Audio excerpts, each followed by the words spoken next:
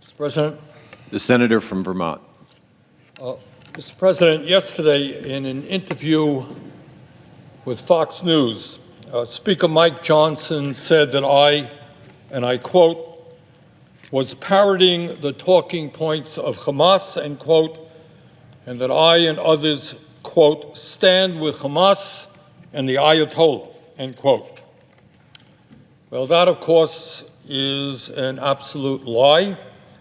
As I've said many times, I believe that Hamas is a terrorist organization that committed an atrocious act when it began this war by attacking Israel on October 7th, killing 1,200 innocent men, women, and children, and taking more than 200 hostages, many of whom are still being held in captivity today.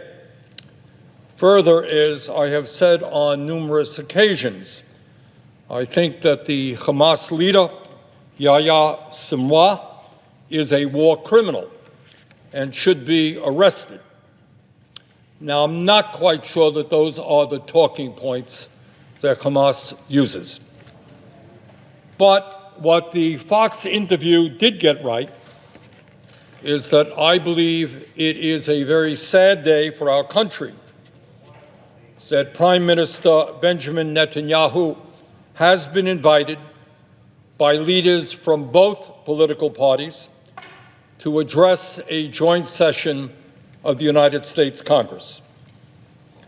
Israel, of course, had the right to defend itself against the horrific Hamas terrorist attack of October 7th. But it did not, and it does not, have the right to go to war against the entire Palestinian people.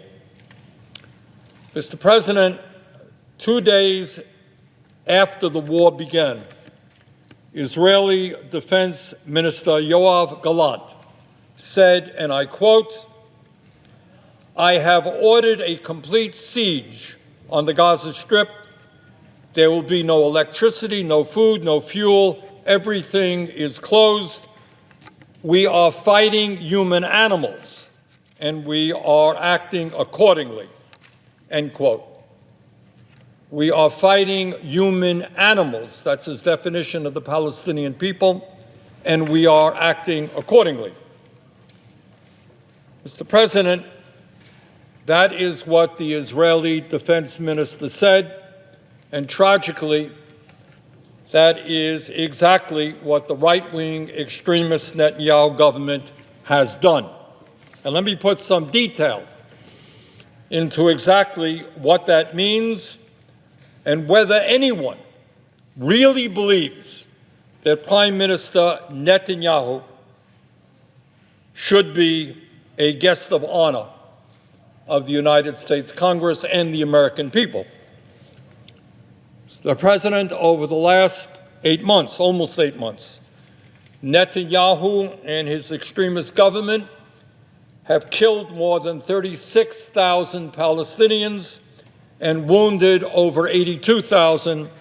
That is 5% of the population of Gaza, and 60% of those who have been killed or wounded are women, children, or elderly people.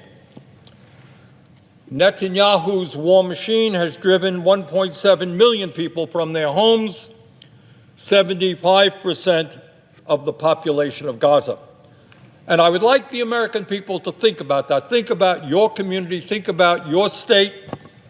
Think about what it would mean if 75%, 3/4 of your population were driven from their homes, and most of these people are poor, and they leave their homes not knowing where they are going with nothing but what they could carry in their hands. Think about that incredible level of desperation. 3/4 of the population driven from their homes, carrying a few bundles of clothing or food or whatever it may be. Further, Netanyahu's government has damaged or destroyed over 60% of the housing in Gaza, leaving more than 1 million people permanently homeless. You know, there is a lot of talk in the media and among the pundits about the day after the war ends. But let's be clear. For over 1 million people, there is no day after in which they can return to their homes because their homes, their housing units, have been destroyed. And it's not just the housing stock of Gaza that has been destroyed. Netanyahu and his extremist government have destroyed the civilian infrastructure of Gaza, obliterated water and sewerage systems, and denied electricity to the people who live there. Defense Minister Gallant, in his statement that I read a moment ago, said, quote, "I have ordered a complete siege of the Gaza Strip. There will be no electricity," end quote. Well, they have kept their word. Imagine living month after month with no electricity or clean water and seeing sewage run out onto the streets. That is life for the people of Gaza right now. Mr. Netanyahu, the gentleman invited by Mr. Johnson and the Democratic leadership here, Mr. Netanyahu and his government have annihilated Gaza's health care system. And I have talked to doctors, American doctors who have been there, who talk about the systematic destruction of their health care system. 26 hospitals have been knocked out of service, and more than 400 healthcare workers have been killed. 400 healthcare workers killed. In other words, there are some 80,000 wounded people in Gaza and hundreds of thousands of people who are sick. According to the World Health Organization, as of May 5th, there were hundreds of thousands of cases of acute respiratory illness and diarrhea, including 110,000 children. And yet, despite all of the injuries caused by the bombings, despite all of the sickness caused by the lack of clean water, there is virtually no health care available to these people because the health care system in Gaza has been almost totally destroyed. You know, Mr. President, there are 12 universities in Gaza where kids are able to get an education. In fact, the people of Gaza and Palestinian area take education very seriously. Every single one of these 12 universities has been bombed, as have 56 schools. Today, 625,000 children in Gaza have no access to education. And I would ask the American people just to think about what is going on psychologically, to the children of Gaza. Imagine being in a place where drones are flying all over the place. Maybe they are with weapons, maybe not. Buildings have been destroyed. Your relatives have been killed. You don't have any water. You don't have any food. You're driven from one place to another. What kind of permanent damage will occur to virtually every one of these children? What a horrible experience it is. And maybe most importantly, when we think about the wisdom of Mr. Netanyahu being invited to address both houses of Congress, an honor to address both houses of Congress and the American people, we should remember that his government, according to virtually every humanitarian organization functioning in Gaza, has intentionally blocked humanitarian aid. That is food, water, medical supplies, from reaching the desperate people of Gaza, which has created, on top of everything else, the conditions for starvation and famine.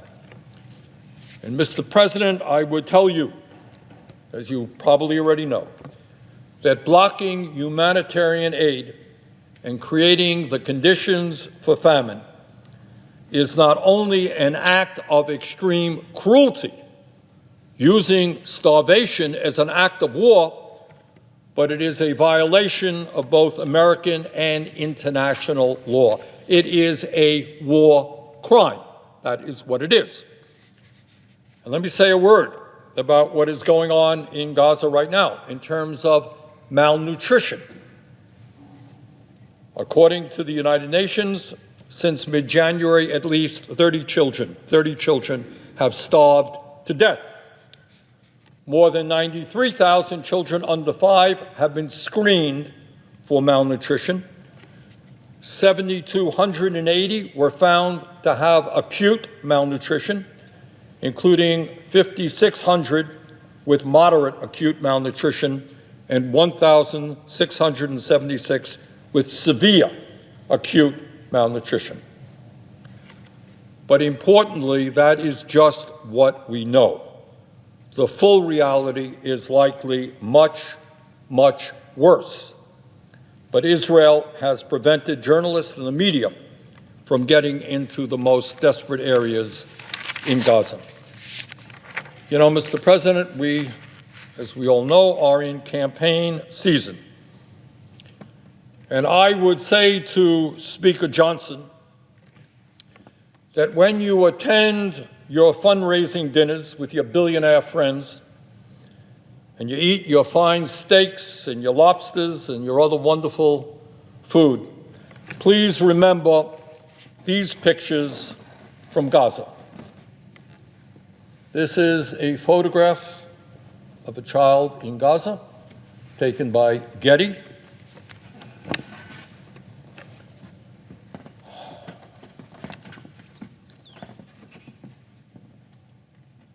This is a photograph of a child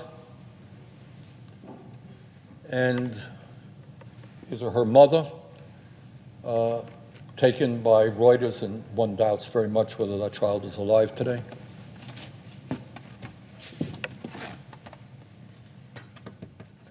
This is a photograph taken by Al Jazeera. And this is another photograph taken by Getty of a child who I can't imagine is alive today. These children and thousands more are the direct result of Netanyahu's policies. Netanyahu, the man Speaker Johnson has invited to address Congress. No, Mr. President, I will not be in attendance for that speech.